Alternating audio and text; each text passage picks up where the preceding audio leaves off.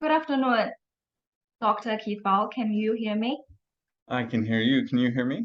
Yeah. Now, I am introducing you and your research to our Chinese audiences. Now, could you Okay. please make a self-introduction on your academic background? How was your experiences as an athlete or as a coach that affect your studies? Sure. So I started as a generally good athlete that was never a great athlete. And it was always frustrating for those of us who are good athletes but never great because we always wanted to be great. And so we always tried to figure out how to become great. And so that led me into studying what made great athletes. And so what are the things that we can do to improve our athletic performance?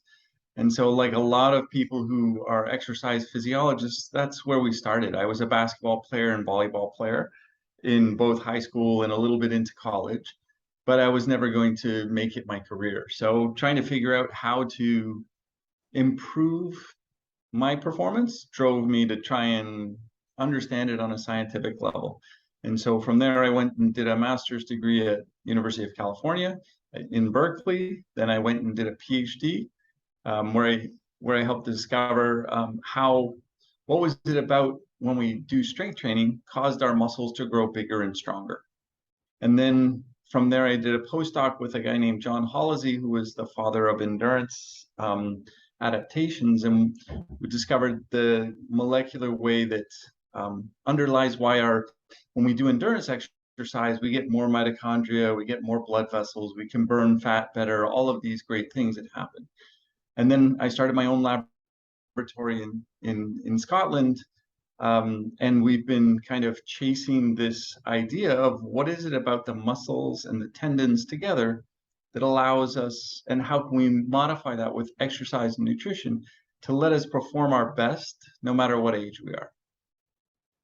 Your audiences as what Dr. Keith Baar has mentioned that his career actually started as an athlete. Now he is a renowned tendon training researcher and expert. Over the last 15 years, Professor Baar has worked with elite athletes as a scientific advisor to sports organizations, including Chelsea Football Club, USA Track and Field, and others. Now he also showed professor of UC Davis. Now shall we go straight into our question list?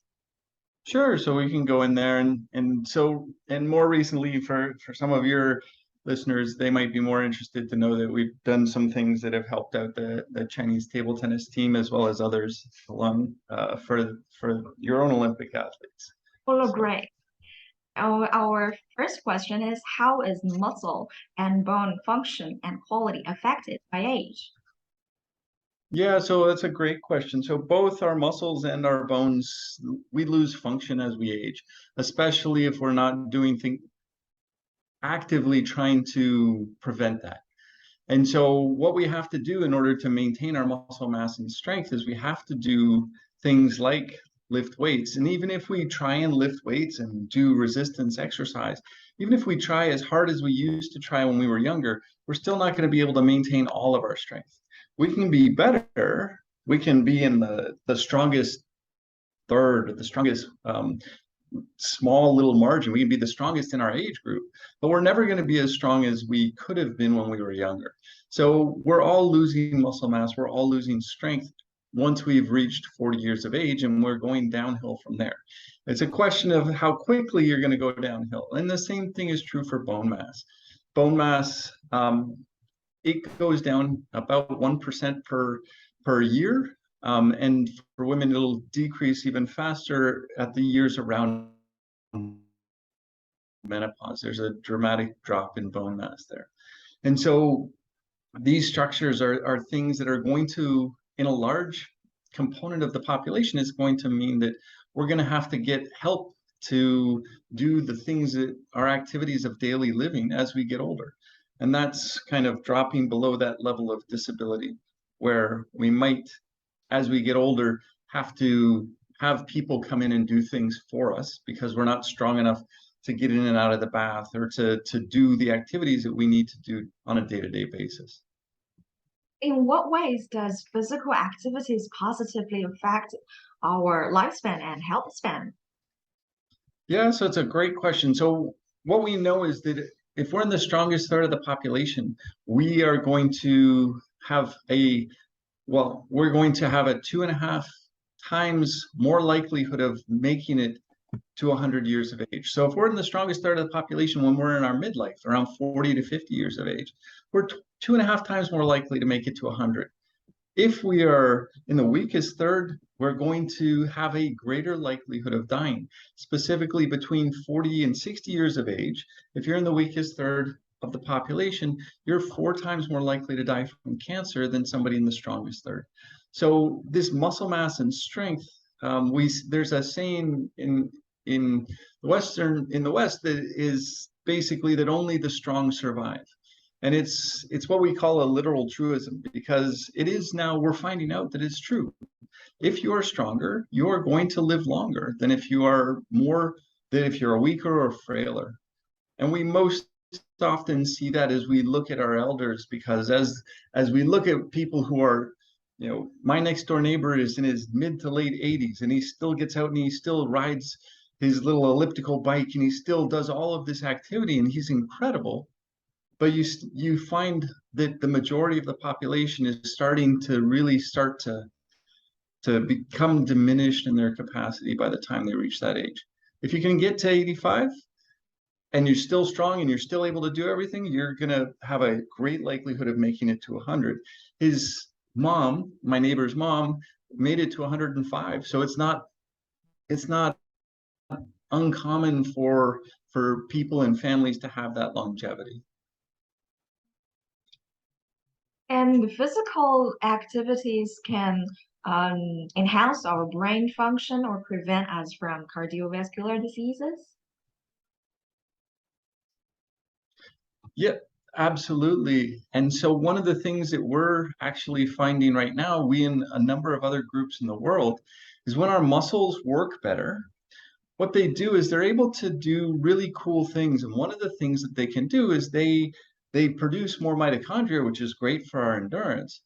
But when we're producing more mitochondria, what we are also doing is we are producing more enzymes that can remove a neurotoxin from our blood. And that happens from our muscles. So we've got research going on right now where we can change our muscles, put a protein into our muscles, and have better brain function. So there's something really exciting about this idea that if our muscles work well, our brains work well. Again, there's an ancient saying, 2,000-year-old saying that a sound mind lives within a sound body. And we are finding that sound body, those muscles that work really well, they produce these enzymes that can actually help us clean up our blood so that we don't kind of lose as many of the neurons from our brain as we would normally. As what you have mentioned just now, that women will suffer more from our bone mass declination, right? Yes. But for aesthetic reasons, many women don't like to build up all their muscles. Could this have an impact on their longevity? It can have an impact on their longevity. There's protections in place. So when we're young and when women are in their reproductive age, they have this protective chemical called estrogen that decreases as they get into menopause. And one of the things that we know about estrogen from our performance side of things is that estrogen inhibits the cross-linking of collagen molecules. And for performance, that's not what you want because we can't make as much power.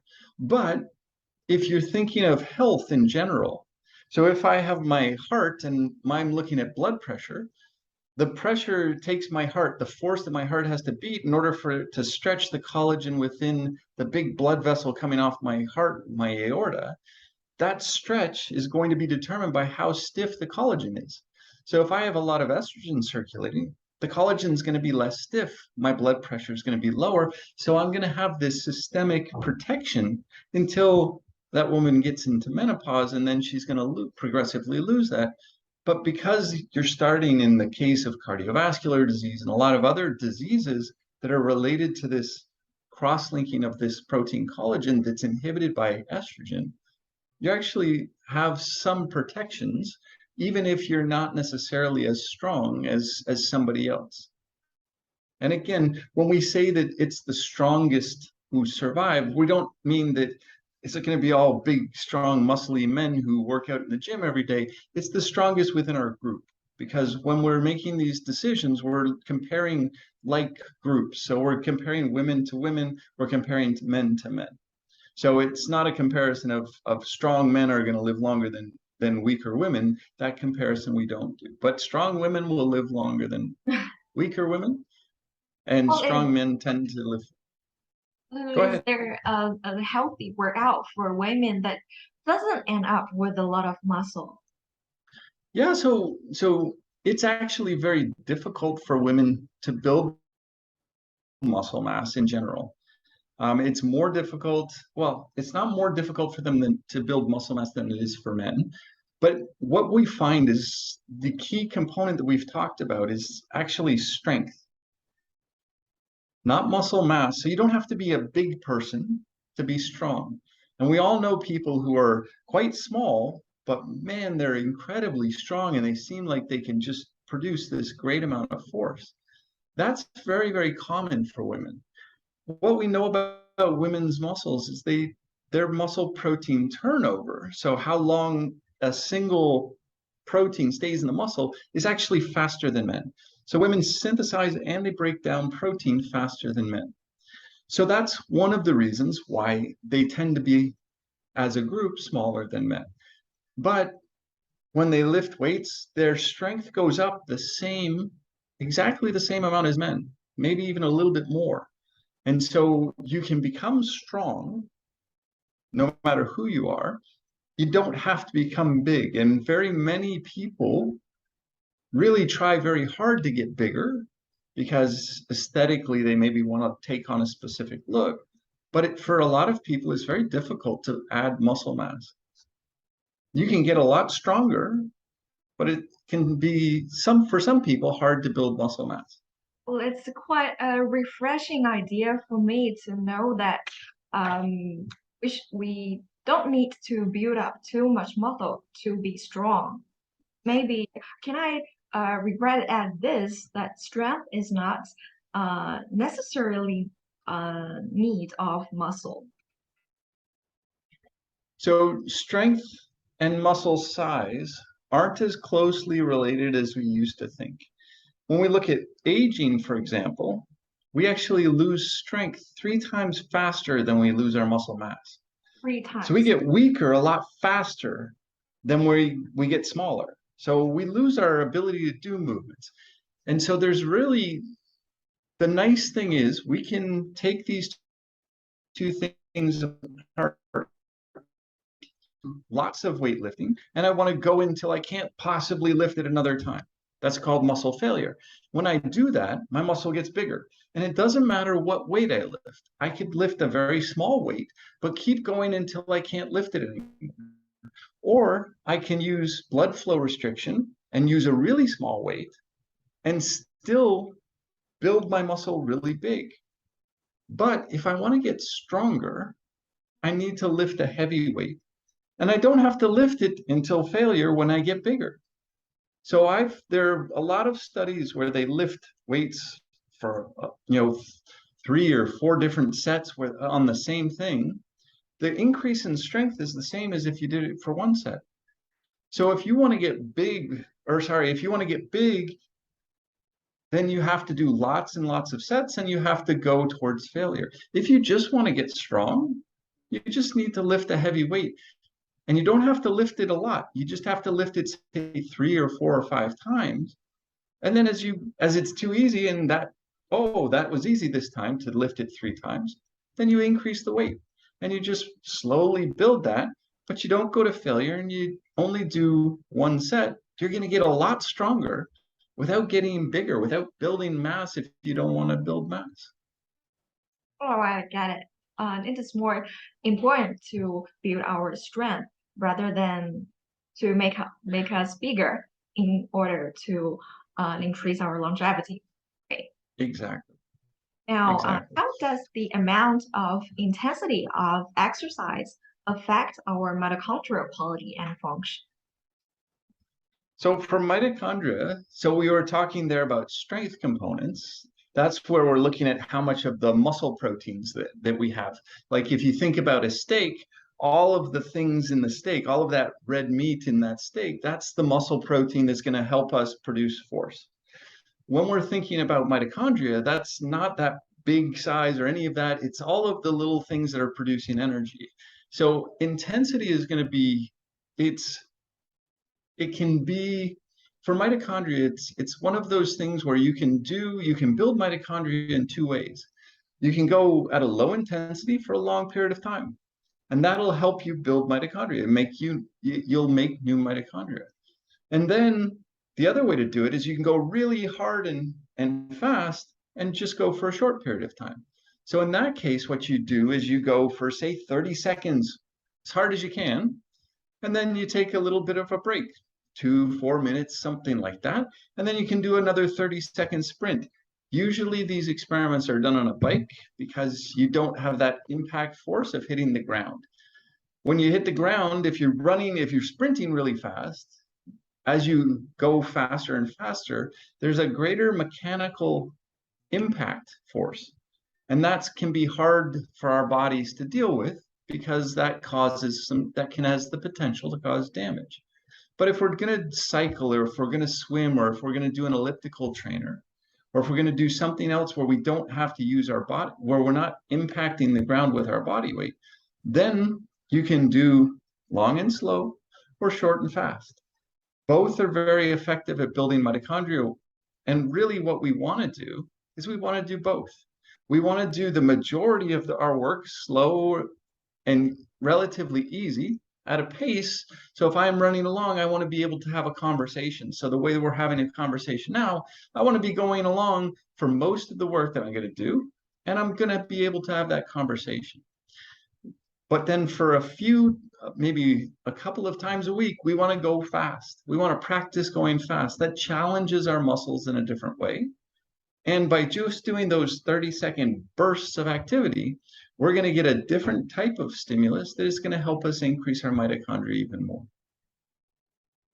Can I understand that like this, both the fast and intense sports and the wild sports that enjoy a long duration can both affect our mitochondrial quality and function? Absolutely. Yeah. Then maybe let's dive into some mechanisms with molecules. How does the exercise activate our mTORC1 in different tissues like fats, liver, and brain to make us stronger and healthier? Yeah. So this is one of the cool things that happen. So there's different mechanisms that are going to be important for the mitochondrial component. And what we want, if we're trying to build mitochondria, we want this gene PGC1 alpha, which is, again, it's just letters. But what it does is it helps to make all of the genes you need to make mitochondria, to make blood vessels, and all of these things. And the way that we activate it with our exercise is either short and fast. We exercise faster than we can produce energy, and that activates this protein called AMP kinase, and that gives us more PGC1 alpha. When we go slow and easy, but for a long time, every time we contract the muscle, we release calcium. That activates this protein kinase called CAM kinase, calcium activated kinase. That can also increase PGC1 alpha. So in that way, we get the PGC1 alpha that gives us more mitochondria. But in our muscles, we don't want to just build up mitochondria. We actually want to get rid of the ones that don't work so well. And the way that we do that is when we do endurance exercise. It's kind of odd, but when we do endurance exercise, this protein that you talked about, mTORC1, it actually gets inhibited by the endurance exercise. And that's important because what it does is it allows us to go through what's called mitophagy. And mitophagy is the breakdown of mitochondria that aren't working very well. So when we do endurance exercise in the muscles we're exercising, By doing endurance, we decrease mTOR activity and increase PGC1 activity. What that does is that increases mitochondrial breakdown and increases the production of new mitochondria. So that's a really cool thing that happens. But then as we look at other tissues, mTOR is really important for a lot of things. So one of the things that it does is it regulates the size of the muscle. So if we did a different type of exercise and we did our weightlifting and we lifted that heavy weight and we went to failure and now the muscle is going to get bigger, now mTOR within our muscle is going to get turned on, and that increase of mTOR activity is going to help us make more muscle proteins. But while we're exercising, it's not just our muscles that are affected. mTOR activity in the liver when we're doing endurance exercise or strength exercise, because the liver is really important for producing carbohydrate to help us, or sugars to help us power our muscle, power the exercise. What happens in the liver is that mTOR activity is decreased. What happens in our fat cells is decreased. In our brain, it's actually increased. So you can do the same exercise and look at different tissues, and what we're doing is we're turning mTOR on in some and off in others. And it really has this ability to coordinate a lot of these things. And the interesting thing, one of the more interesting things about the longevity side of things is that what the best known longevity drug is a drug called rapamycin. And rapamycin is an inhibitor of mTOR complex 1. So what we think is happening when we exercise, we either turn on or off mTOR in our muscles, but in the rest of our body, we're turning mTOR complex 1 off in most of the rest of the body. And the baseline mTOR activity goes down, just like when we take rapamycin. So one of the ways that we're increasing longevity with exercise is the same way that we're doing it with rapamycin, or the same way we're doing it with specialized diets that are designed to decrease the activity of mTOR complex 1. So overall, in our whole body, when we exercise, the general thing is our muscles, we can either turn on or off mTOR, depending on whether it's endurance or strength. But in the rest of our body, especially in our liver, our GI system, our immune system, we're turning mTOR complex 1 off. And what that's doing is that's giving us that effect that we see with rapamycin, which is turning off mTOR in those tissues. What that's going to do is that's going to decrease insulin resistance. That's going to decrease inflammation. That's going to decrease a lot of the things that are associated with poor aging.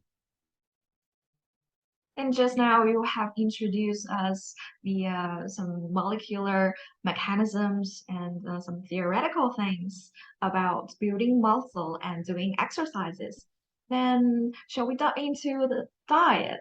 I mean, which kind of diet has the most synergistic effect with exercise, or how does diet affect our muscle growth and longevity?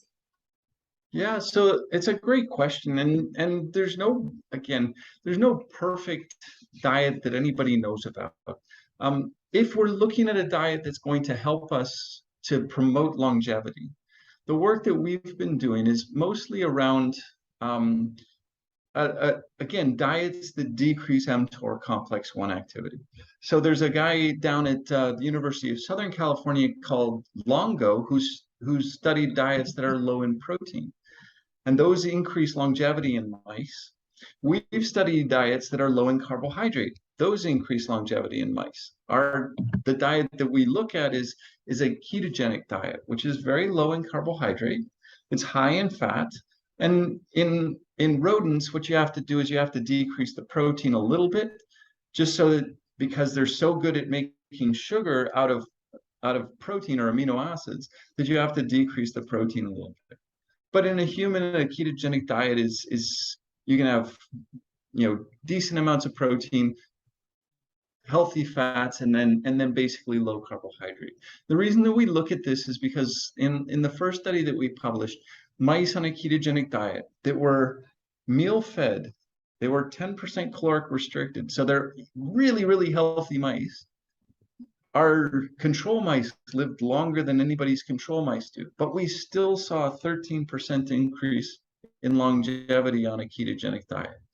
And when we looked at the muscles, they had better endurance, they had better strength at 26 months of age, so that's an old animal.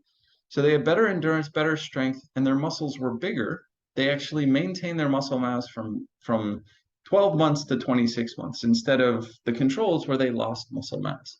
So if we're trying to have a diet that promotes longevity and works together with exercise, the ketogenic diet is a good option. The other option would be something like a low protein diet. It might have problems in humans because, again, the protein's important for maintaining our muscle mass and our strength. So if we're looking at it, I would say that the best one to really synergize with the exercise might be a ketogenic diet. The ketogenic diets will not do good to, maybe not do good to our athletes, right? Yeah, exactly. It's not going to be something that we would do with an athlete, though a lot of athletes have done it. So, and the reason that we say it's not good for an athlete is because athletes need to go really fast. They need to be able to sprint. And the thing that happens on a ketogenic diet is that we don't have as much carbohydrate as we know because we've taken the carbohydrate out of the diet. And so what our body does is it gets rid of a lot of the glycogen in our muscles, the sugar in our muscles, and it uses fat as a fuel. And the way that it does that is it starts changing because our mitochondria can either use fat or carbohydrate. They make a choice as to which one they use. When there's a lot of fat around, our bodies adapt to promote fat and inhibit carbohydrate from getting into the mitochondria. So there's a wonderful physiologist named Trent Stellenworth, who's up in Canada, and what he showed is that when you're on a high-fat, low-carbohydrate diet, the way that your body promotes fats getting in and not carbohydrate getting in is by regulating a protein that's important for transporting pyruvate into the mitochondria, and it's called pyruvate dehydrogenase. And when you sprint as hard as you can, pyruvate dehydrogenase needs to work as fast as possible to get sugars into the mitochondria. What happens on a ketogenic or a high-fat, low-carbohydrate diet is that that's prevented. That protein is regulated by phosphorylation, and it becomes phosphorylated, and that inhibits it so that more energies or more fat gets into the mitochondria. The reason that that's problematic is it takes us more oxygen to break down fats than it does to break down carbohydrate, which all of you who have done exercise would realize because you have to breathe a lot harder. And as we breathe a lot harder to provide more oxygen to the muscle because it has to produce energy from fat, which takes more oxygen, it's less efficient. And that means that we're breathing a lot harder, we're feeling like it's a lot harder, and we tend to slow down earlier. We are It just less, affects our requirements of energy. yeah, it affects how we generate energy. Yeah. And so there's a very famous basketball player who did a high fat, low carbohydrate diet. He's LeBron James, and it was very well known that he was doing this. He became really sculpted because you lose weight on a ketogenic diet or a low fat or low carbohydrate diet. So he became really muscular, and everybody, wow, he looks great. But then everybody's like, wow, he's slow. He's lost a step. There was maybe 4 years ago now. And everybody said, oh man, he's old. He's gotten too old. He's not going to be any good anymore. And then he just went away. And for a couple of weeks, he sat out, he stopped his ketogenic diet, went back to eating carbohydrates.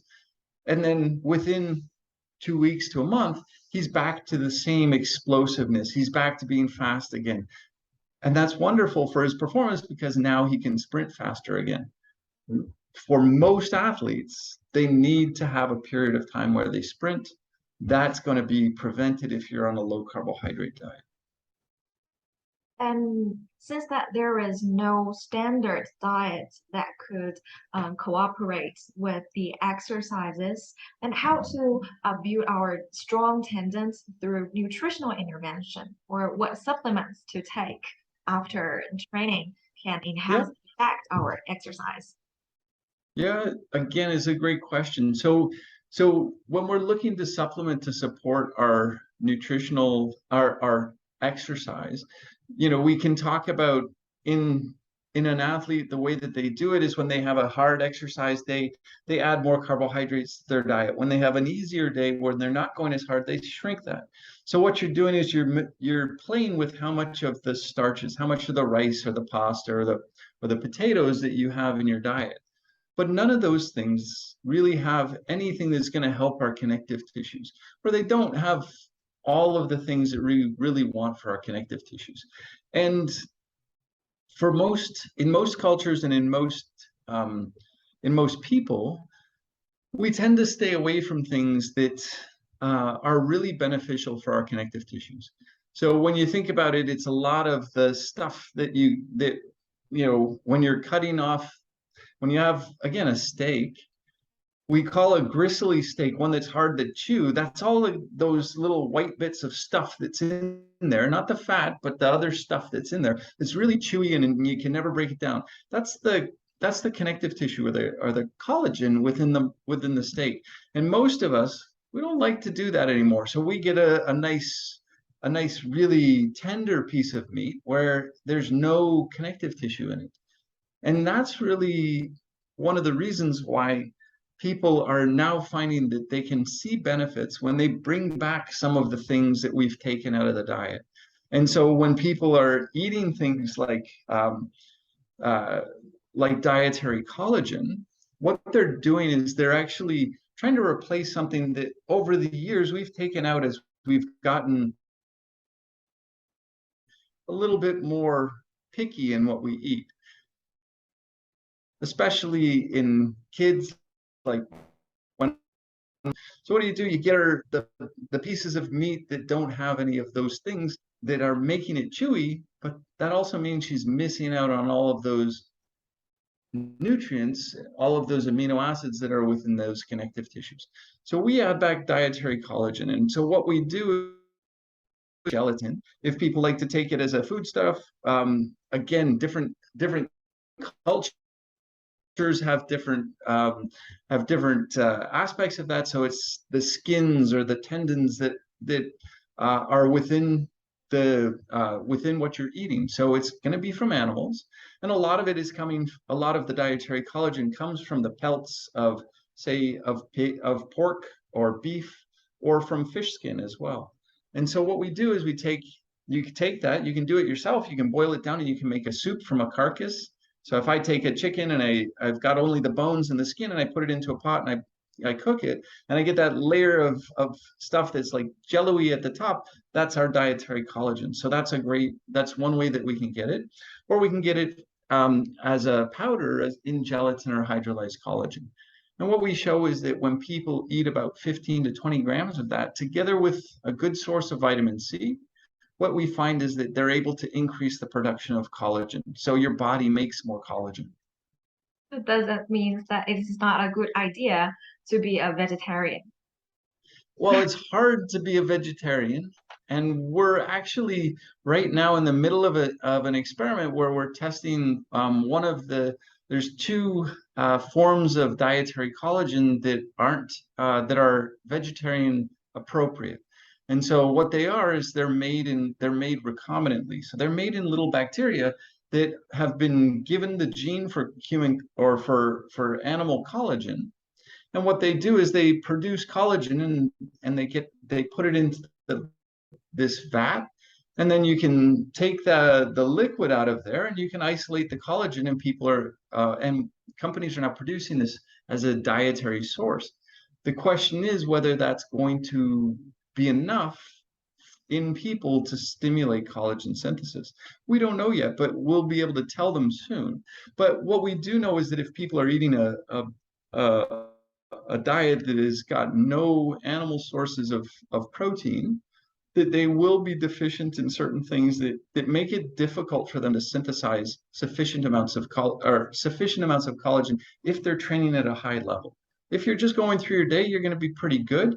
As you get older, what we see is our rate of collagen synthesis declines with age.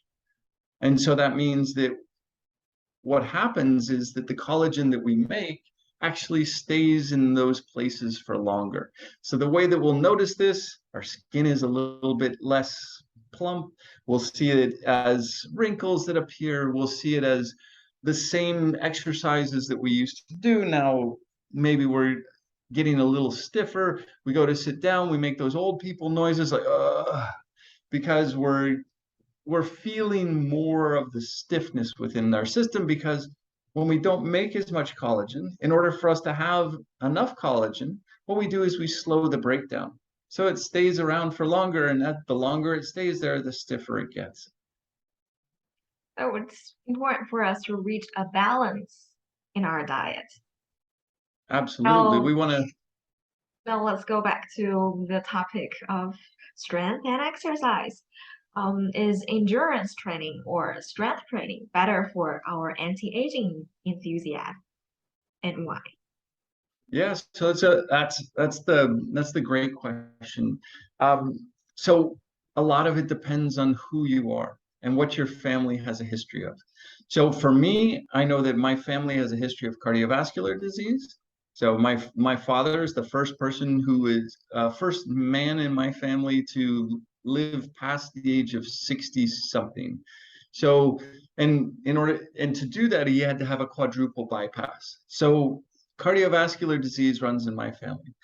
I know that strength is super important for cardiovascular disease. We all think, oh, cardiovascular disease, we should do cardiovascular exercise. But if you go back to the early studies that Morris did, where they first started realizing that exercise was good at preventing heart attacks or dying from heart attacks, what he did in his famous study was looking at the bus drivers in London versus the ticket takers who would go up and down the stairs all day long, and the ticket takers who went up and down the stairs had didn't die of a heart attack as frequently as the people who sat all day and drove the bus. Then he did a second experiment where he did heavy exercise versus light exercise. And the ones that did heavy exercise, and for him, that was machinists who are lifting things and moving things. And the light exercise, that was male people. So that was people taking letters and walking all day long. So the ones who walked all day long actually died sooner from cardiovascular disease than the ones who were lifting all day. And there's also a study from Scandinavia where they looked to see how much longer your life would be. They looked at people who commuted by bike. And if their bike commute was short, moderate, or long, there was no benefit to being a long biker in longevity. But if they looked to see how fast you went, the ones who were going super fast on their commute, they actually had about a 5-year increase in longevity. So for cardiovascular disease, I want to have both strength and endurance, because the endurance is good, helps me with my heart. But when I do strength exercise, that actually challenges my heart in a way that's really, really important. And what that is that increases my blood pressure for a short period of time. So that now when my heart contracts, it has to contract more forcefully. And it practices contracting forcefully when I'm lifting weights. And when it does that, it actually builds a bigger muscle. Just like our arms would build a bigger muscle when we lift a heavy weight, our heart does it the same way. And that's really important for keeping our heart working well. If I have a lot of dementia in my family, so my wife has a family history of Alzheimer's disease and dementia. It's not great, but knowing that, what we understand is that when we do endurance exercise, we're going to get more mitochondria in our muscle. When we get more mitochondria in our muscle, we also get those enzymes that take those neurotoxins away, and that's really good for brain activity. In fact, there's a beautiful study from Sweden where they took 100,000 people, 100,000 young men, and they looked to see, is there a relationship between endurance and intelligence? What they found is there was a linear relationship. The more aerobically fit you were, the higher you scored on intelligence tests. And we see that simple endurance exercise has a massive effect on brain function. It's really, really important. And then if you have people who have a longevity or have cancer in their family, again, that's where strength is really important as well, because as I said early, your 1/4 is likely to die from cancer if you're in the strongest third. And really, one of the interesting things that not many people understand is that 30% of the people who die from cancer are actually dying from the muscle mass loss and weakness that they call cachexia that's associated with the cancer. They're not dying from the disease itself. They're actually dying from the weakness and the loss of mobility and the infirm that come and the frailty that comes with losing their muscle mass and strength. So again, depending on, and those are the three biggest things that are leading to, shortened lifespans. Diabetes is slowly coming up. And again, diabetes is going to be more endurance. The brain function, more endurance. The heart is going to be a combination of strength and endurance, but a little bit more on the strength. And then the cancer is going to be, again, one where we focus more on the strength. Well, it's pretty clear. Then how to protect tendons and ligaments during exercise? How to avoid sports injury? Yeah, so one of the things that's really good for that is actually that process of lifting weights. Again, one of the things that we do when we lift weights is that as we lift a heavy weight, our tendon gets a stimulus to it, which helps it stay healthy. Because as we lift a heavier weight, we lift it slower. And as we lift this slow through the movement, we're going to actually improve how much collagen we make in the connective tissue, and we're going to get a little bit of a decrease in the stiffness of the tendon. So especially as you get old and you feel like, oh, I can't reach my toes anymore, I can't do these activities. What we'll find as we take people through and we have them do strength training is that much better. What I have endurance now. Yeah, so what you'll find is that as you go through, and if you do lift a heavy weight, even if you're not doing it to the point where you get a bigger muscle, what you find is that it actually decreases the stiffness of your connective tissues, of your tendons, while it makes your muscles stronger. And so it's a really good way to keep the healthiness. There's a really big study, it was a meta-analysis where they looked at all kinds of different studies to figure out what is good at preventing injury to our musculoskeletal system, our bones, our muscles, and our tendons. And what they found is that most people think, oh, if I stretch, it's going to be really good for me. But stretching had no effect on the risk of injury. But what they found is that strength training decreased injury risk by about 2/3. So it decreased the rate of injury by 60-ish%. So what we do in order to keep our mobility is also that part of that strength component. It's so important for older people, especially, to progressively increase the weight that they can lift, because it's not only going to make you stronger and prevent falls and help you with your balance, it's also going to make it so that your tendons and ligaments are healthier and you can do all the other activities that you want to be able to do. And how to find the right fitness frequency. How to find the right frequency of doing sports, of exercise. So the frequency is really, it's a difficult question. And the reason it's a difficult question is because you and I, anybody else, we all recover at different rates. So when we exercise, we undergo fatigue. Everybody who's ever exercised or just walked a great distance, they know that they get tired. Great. But really there's three types of fatigue that we have. One, we don't really have to worry about for this conversation because it's the neuromuscular fatigue. That's what I get for an elite athlete. When they're having to go really fast all the time, their brain gets really tired and it can't activate their body as well. But the other types of exercise are mechanical fatigue, or the types of fatigue are mechanical fatigue, which is the impact force. So how much impact I have means that my body takes a while to recover from that impact. And then there's metabolic fatigue. How much energy did I use to do that activity?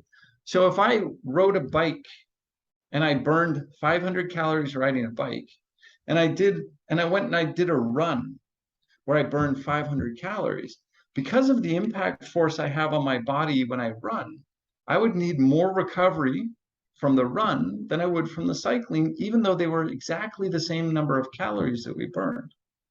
So if I like to run, what I'm going to do is I'm going to run less frequently than if I want to cycle or do other things that aren't impact forces.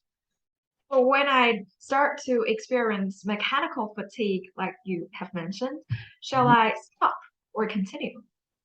So what you should do is, what you can do is you basically, the easiest way to figure out how often during the week you should do different exercises is to say, all right, I'm going to start by having 3 runs a week, say. And if we're starting out and I'm just starting a new program, I'm going to walk for a minute and a half, and then I'm going to jog for 30 seconds because that's going to be a challenge. And then I'm going to go back and I'm going to walk for a minute and a half and then jog. And so it's 30 seconds of running, a minute and a half of walking. And then what I do over the next few days or weeks is, if I'm really new to it, I do that for each of these 3 sessions I'm doing this week. And then next week, what I'm going to do is I'm going to say, all right, this time I'm going to run for a minute and I'm going to walk for a minute. And I'm going to keep doing that. And I'm going to go for, say, 20 minutes or 30 minutes. Okay. And then I'm progressively increasing the amount of time I'm running, decreasing the amount of time I'm walking. So I'm going to keep the frequency of how many sessions a week at that 3 as a starting point. And what I can then do is, once I'm running continuously for that period of time, and I think, oh, you know what, I want to increase what I'm doing. So there's 2 ways we can increase. We can increase how long each session is, or we can increase the number of sessions a week. And so what you can do is you can take 2 of your sessions and keep them the same, and increase one of the sessions to make them longer. And then at a certain point, you're going to say, okay, let's try and increase the number of sessions in a week. And what I then do is I say, now I'm going to go from 3 to 4 sessions. And I'm going to see how I recover. And the way that I see that is what I want to do is I want to have something that I challenge myself with. So that, say, every couple of weeks, I can do the same run and I'm going to time myself. And if I'm getting better, that's great, because that means I'm progressing. I'm giving myself enough exercise to stimulate things and enough recovery to get better, because training is both the exercise and the recovery. And then what I'm going to do is I'm going to do that test every couple of weeks. If at the end of 2 weeks, I'm getting better, I'm doing the right thing. When I add that, is I've got this possibility that I'm going to not get any better, and I might get worse. And if I do get worse, then that tells me that I'm doing too much or I'm going too frequently. Okay, so I can continue to do that and I continue to build. We do the same thing with strength training. We do the same thing with any other training. What I'm going to do is, with strength training, I'm going to have 2 sessions a week. And what I'm going to do is my test is going to be, how much do I lift at one of the different lifts or 2 of the different lifts? So I do 1 lift for my legs and 1 lift for my upper body. If after 2 weeks of doing two times a week, I get stronger, I would expect you to, then that's great. It means I'm progressing nicely. If I then add a 3rd session a week, 2 weeks from now, I'm going to see whether that was good or whether that was too much. Did I do more weight on my test session, or did I do less? If I did more weight on my test session, that means that I can handle 3 lifts a week. But then as you say, now you're going to run and lift, now it becomes more complicated. So it's really complicated, but if you just have something that you test yourself on, if you're getting better or staying the same, then that's great. So And it's remember, the goal not isn't, necessarily that it is better to exercise as hard as you can tolerate. it's definitely not. What we try and do with exercise is, at least 80% of the exercise you do should be, remember, we're talking. So if you go out with somebody, you want to be able to talk with them 80% of the time. So about 10 to 20% of the time, what we want to do is we want to make it so that we can't talk to that person anymore, because we're going so hard that we're not able to have that conversation. Okay. And if we do that, that's great. But that means in order to exercise at a level where you can have a conversation, that means you're not going as hard as you can. And that's great. And that's wonderful. Listening to your share, many of our followers have some questions to convey. May I convey their questions to you? Yes, absolutely. First question from them is that how to measure or monitor our effectiveness of exercise, or is there any quantitative way to evaluate the most proper muscle mass against aging? Yeah, so what you want to do again is have those little tests that you do. And so what I'm going to do, what I do is every time I lift weights, and I lift weights twice a week because for my body, I can't recover fast enough at the weight that I lift. But what I do is every time I go into the gym, I record, well, how much weight did I use and how many repetitions I got. So how many times I lifted that weight.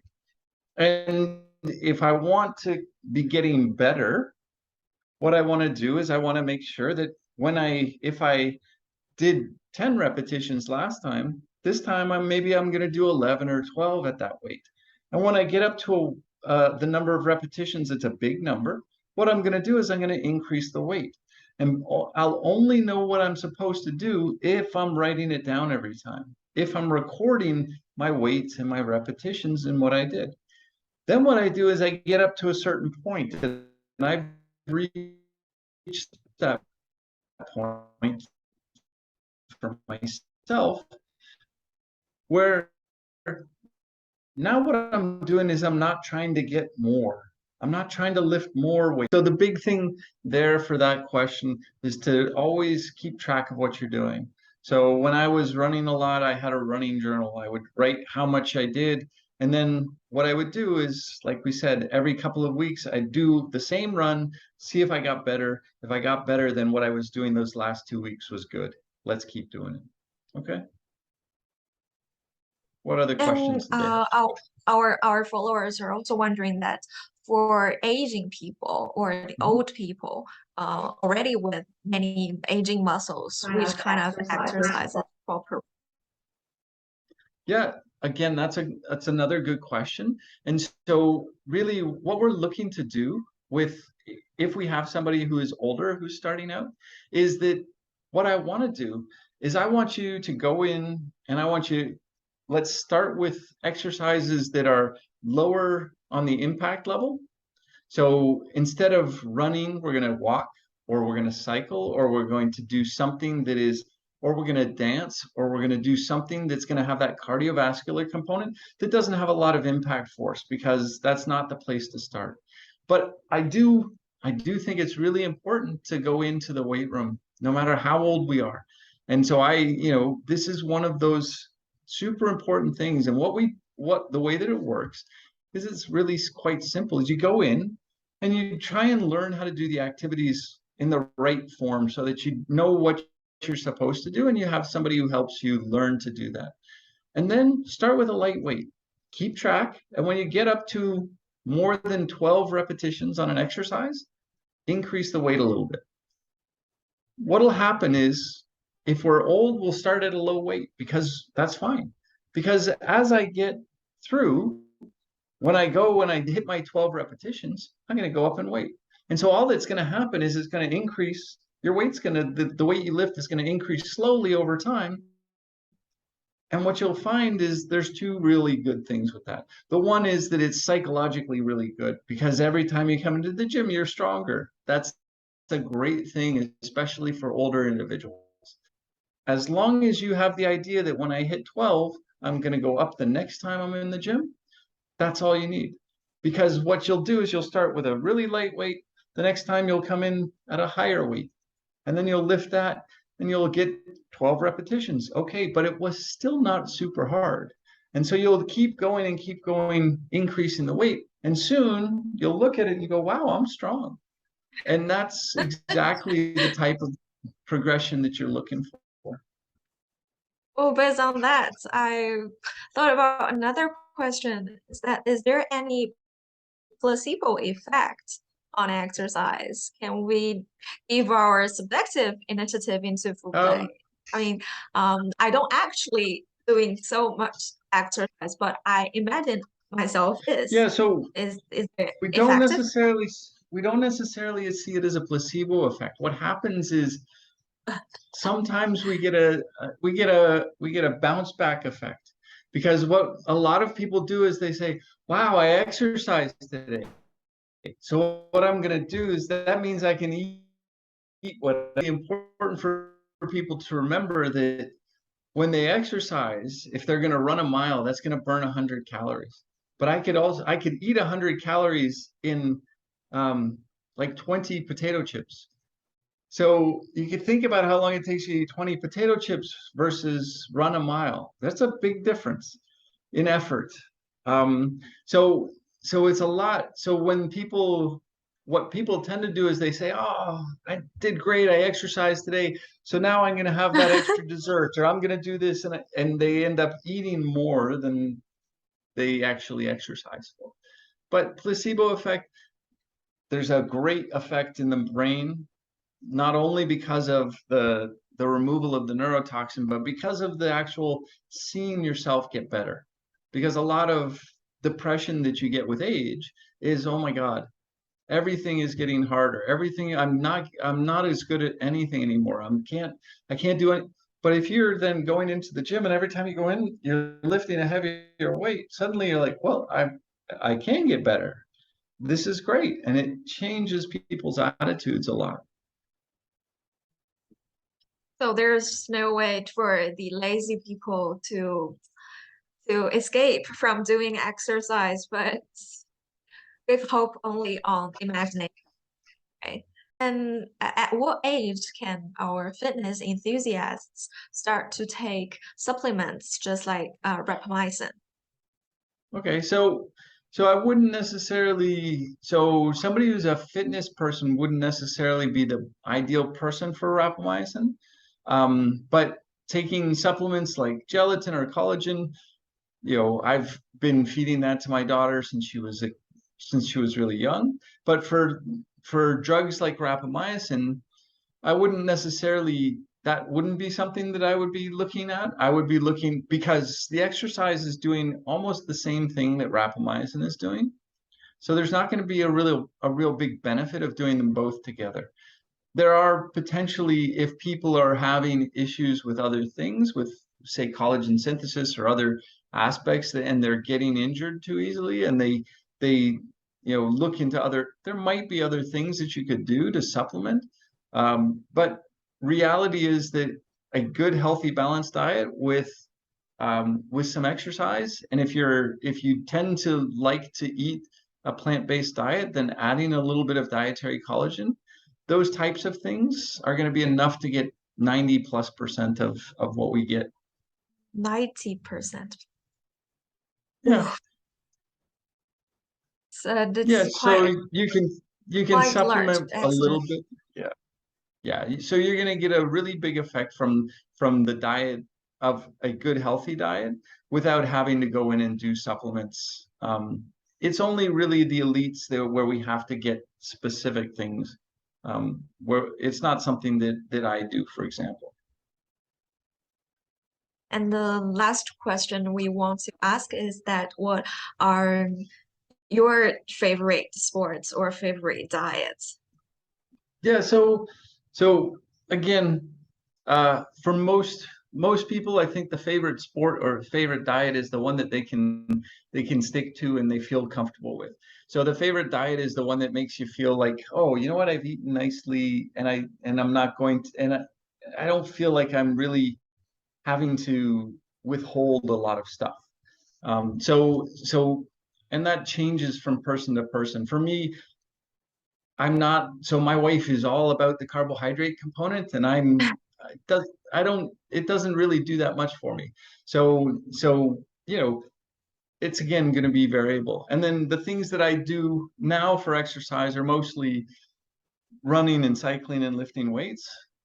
All of the things I did as a kid, the things that I like to do, those are the things that are team sport based. But it's hard to get a team together at a time when I can exercise and it doesn't get in the way of all of work and family and all these other things. So there's the exercise I have to do, and that comes in the form of like the running and cycling and other things.